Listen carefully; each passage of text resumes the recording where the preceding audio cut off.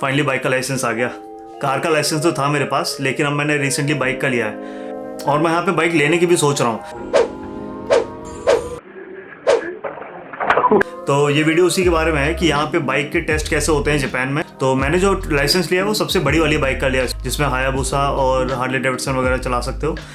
इसी महीने सोच रहा हूँ मैं एक बाइक बुक कर दूंगा, तो वो भी दिखाता हूँ कि यहाँ की बाइकें कैसी होती हैं और मैंने क्या क्या ऑप्शन थे मेरे पास। अच्छा, अगर यहाँ पे तुम्हें लाइसेंस स्कूल में जाके लेना हो ना, ड्राइविंग स्कूल वगैरह बहुत महंगे हैं वो, मतलब 2 से 2.5 लाख रुपए इंडिया के तुम्हें देने पड़ेंगे स्कूल में, और तब तुम्हारा लाइसेंस बनेगा। दूसरा ऑप्शन है कि तुम खुद प्रैक्टिस करो और ट्राई करो और फेल हो गए, छोटी छोटी चीज़ों में फेल कर देते हैं। तो मेरा कार वाला लाइसेंस तो मैं 3 बार फेल हुआ था, चौथी बार में मिल गया था, और बाइक वाला मैं 1 बार फेल हुआ और दूसरी बार में मुझे मिल गया। तो ये सारे टेस्ट कैसे होते हैं वो मैं आगे दिखाता हूँ। यहाँ के जो ड्राइविंग स्कूल होते हैं वो कुछ ऐसे होते हैं। अच्छा, भले ही यहाँ पे प्रैक्टिस करने जाओ या टेस्ट देने जाओ, सारे गहने पहन के जाने होते हैं, जैसे हेलमेट हो गया, नी पैड हो गया, एल्बो पैड हो गया, चेस्ट पैड और ये सारी चीज़ें, वरना टेस्ट में घुसने नहीं देते। तो इंडिया में जो बाइक का टेस्ट होता है वो 1 स्टेप का होता है, मतलब आपको 8 सर्किल में गाड़ी चलानी है और आपको लाइसेंस मिल जाएगा। जापान में ऐसे 8 स्टेप हैं। अब वो 8 क्या क्या हैं वो बताता हूँ। तो किसी भी कोर्स को कंप्लीट करने के लिए इसमें टाइम लिमिट है, और जैसे बड़ी बाइकों में टाइम लिमिट होता है 7 सेकंड, 8 सेकंड। तो पुलिस वाला एक टाइमर लेके बैठता है, अगर वो आपका कोर्स उस टाइम के अंदर ख़त्म नहीं हुआ तो आपको लाइसेंस नहीं मिलेगा। सबसे पहले कोन वाला टेस्ट होता है, इसमें आपको गाड़ी 7 सेकंड के अंदर निकालनी होती है। अगर आपका 8 सेकंड भी होता है तो आपके पॉइंट कटेंगे, और जैसे ही 30 पॉइंट होंगे आपका लाइसेंस कैंसिल।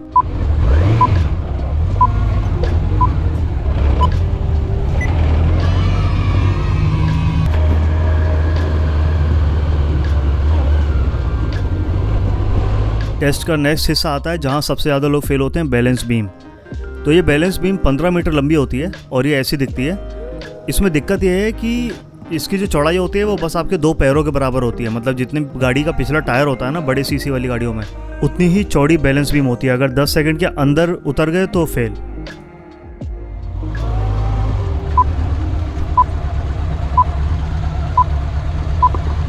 बैलेंस बीम से उतर गए तो फेल है ही है, लेकिन अगर 10 सेकंड से 9 सेकंड में उतरते हो तो आप फेल तो नहीं होते हो, लेकिन आपके पॉइंट कटते हैं, और ये पॉइंट एंड में कटते कटते आप फेल हो सकते हो।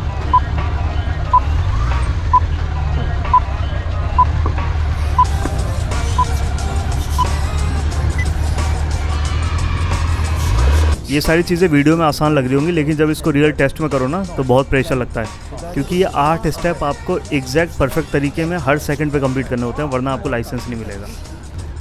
अगला स्टेप आता है एस कर्व और एल कर्व। इसमें मेन होता है कि आपकी बाइक किसी भी तरह से कोन से ना लड़े। कभी कभी होता है कि लेग गार्ड या पीछे जो गार्ड लगे होते हैं या इंडिकेटर से या लाइट से, उससे लड़ सकता है, तो उससे ध्यान रखना होता है।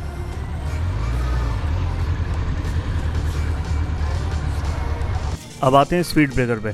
यहाँ पे आपको बाइक पे खड़ा होना होता है और खड़े होकर गाड़ी निकालनी होती है। इसमें दिक्कत होती है कि इसमें भी कोई टाइम लिमिट होती है और एक्सीलेटर और क्लच एक साथ छोड़ के निकालनी होती है। अब नेक्स्ट आता है स्पीड टेस्ट। इसमें गाड़ी को 40 किलोमीटर की स्पीड पे भगाना होता है और 1 मीटर के अंदर रोकना होता है कोन के बाद, और उनको पता लगता है ब्रेक का लाइटों से जो गाड़ियों में लगी होती हैं। ये तो 6 स्टेप हो गए, बाकी के 7 और 8 स्टेप है वो है रेलवे क्रॉसिंग और पुल पे चढ़ाना। वो तो बहुत नॉर्मल से हैं, उसकी मेरे पे फुटेज नहीं है क्योंकि जब हम टेस्ट देते हैं तो वहाँ पे कैमरा अलाउ नहीं होता। इसके अलावा बहुत सारी चीज़ें होती हैं। 30 मीटर पहले इंडिकेटर देना होता है, बाइक कहीं पे भी रोको रेड लाइट पे तो राइट वाला पैर ज़मीन पे टच नहीं होना चाहिए, वरना सीधा फेल। इस तरह के बहुत छोटे छोटे रूल होते हैं। और ये तो मैंने प्रैक्टिकल टेस्ट की बात करी, रिटन टेस्ट की तो और ज़्यादा लंबी कहानी, उसमें 100 क्वेश्चन आते हैं। तो ऐसा होता है जापान का ड्राइविंग लाइसेंस। अब चलते हैं मेरी बाइक लेने। जब बाइक लेने की बारी आई तो मेरे माइंड में ये क्लियर था, मुझे स्पोर्ट्स बाइक तो बिल्कुल भी नहीं लेनी है। मुझे ऐसी बाइक लेके जानी है जो मैं कैंपिंग या हाइकिंग वगैरह पे लेके जा सकूं, मतलब जिसमें ग्राउंड क्लियरेंस थोड़ी ठीक ठाक हो, जैसे क्रूज़र हो गई या फिर कोई रेट्रो क्लासिक बाइक हो गई, इस तरह की।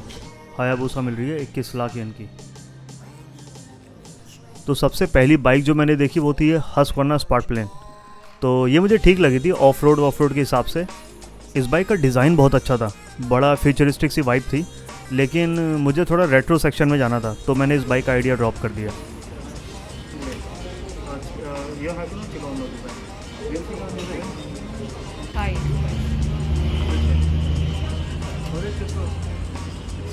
forward. This looks more comfortable. Like smooth straight. Yes. अब अगली बाइक देखे तो पता लग ही गया होगा कौन सी बाइक है, अपनी इंडिया की फेवरेट बुलेट। लेकिन इस बाइक के साथ दिक्कत ये है कि इंडिया में तो ये 2 लाख की है, लेकिन जापान में 4.5 लाख रुपए की मिल रही है, और ऑन रोड तो ये और महंगी जाने वाली है। और इसके सर्विस सेंटर सिर्फ ओसाका में 2 ही हैं, तो अगर ख़राब हुई तो बहुत लंबा सीन हो जाएगा, तो इसको भी कंसिडर किया मैंने। अभी बुलेट अच्छी तो लग रही है, क्लासिक 350, लेकिन वही अभी ऑर्डर करूँगा तो ये मिलेगी दिसंबर में, नहीं ऑर्डर करूँगा तो सेकेंड हैंड तो पता नहीं कहाँ मिलेगी। 8 लाख येन की, तो शोरूम में इसकी प्राइस बोली गई मुझे 8 लाख येन, इंडिया का लगा लो को 4.5 लाख, और ऑन रोड तो कम से कम 5 लाख के ऊपर पड़ जाएगी। अब वही है, मेरे को 3 या 4 बाइक समझ में आ रही है, एक हस्कवर्ना और एक अपनी बुलेट इंडिया वाली, और एक होंडा की रेबल, और एक कावासाकी बोल्ट, यामाहा वल्केन भी है। अब वही है, तो कल हमने हस्कवर्ना देख ली थी और बुलेट देख ली थी और यामाहा बोल्ट देख ली थी। आज हम देखने जा रहे हैं होंडा की 2 बाइक्स है, रेबल 500 और GB 350S। तो उन दोनों को देखेंगे किस तरह का बैठने का सीन है उनका, ज़्यादा छोटी बड़ी ना हो, फिर डिसाइड करते हैं कौन सी बाइक लेनी है। अब ज़्यादा मन तो मेरा होंडा की तरफ डोल रहा है क्योंकि जापान की बाइक है, और अगर कोई सर्विस में कोई दिक्कत होगी तो ठीक है, वरना बुलेट वगैरह तो इंडिया से डबल प्राइस में बेच रहे हैं। एक तो ये बाइक है रेबल, सेकंड इज CB। ये वाली जो बाइक है ये है होंडा की GB 350S, और इसको सामने से देख के ऐसा लग रहा था जैसे होंडा ने अपनी बुलेट बना दी हो। Damn. すごい。Do you feel like Terminator? It's so good. No? ちょうどいいサイズですかね。そうですね、カメラの大きすぎず、ねえ。 और सेकंड बाइक भी होंडा की थी, वो थी रेबल 500।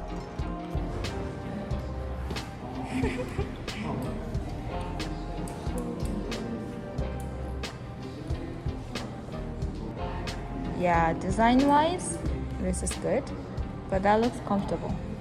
अब मैं अजीब से धर्म संकट में फंस गया हूँ, या मैं रेबल लूँ, या मैं GB 350S लूँ, या फिर मैं बुलेट लूँ। बुलेट के साथ ये दिक्कत है कि उसके सर्विस सेंटर नहीं है जापान में, तो मेरी अगर गाड़ी ओसाका या टोक्यो के अलावा कहीं ख़राब होती है तो मुझे सर्विसिंग के लिए बहुत माथापच्ची करनी पड़ेगी। और मैं इनमें से कोई भी गाड़ी ऑर्डर करूँ ये सारी दिसंबर में डिलीवर होंगी। तो और भी ऑप्शन थे मेरे पास, जैसे हार्ले डेविडसन, डुकाटी वगैरह, लेकिन इनकी सारी बाइक्स 15 लाख के ऊपर हैं। इनकी सेकेंड हैंड बाइक भी लेने जाओगे तो वो 12 लाख के ऊपर पड़ती हैं, और अय्याशी और सेविंग दोनों प्रपोर्शन में होनी चाहिए तो लाइफ सही कटती है। अब वेट करते हैं दिसंबर का, क्योंकि मैंने एक गाड़ी बुक कर दी है इनमें से, तो जैसी मेरी गाड़ी डिलीवर होती है मैं अपडेट करूँगा।